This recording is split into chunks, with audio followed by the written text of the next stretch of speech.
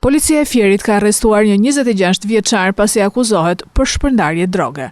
Sipas njoftimit të policisë, është finalizuar operacioni koduar New Start, duke goditur një rast tjetër të shpërndarjes së lëndëve narkotike.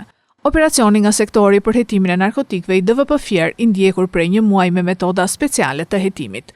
Gjatë operacionit arrestohet në flagrancë një shtetas i cili posedonte lëndë narkotike kokain me qëllim shitja në qytetin e Fierit.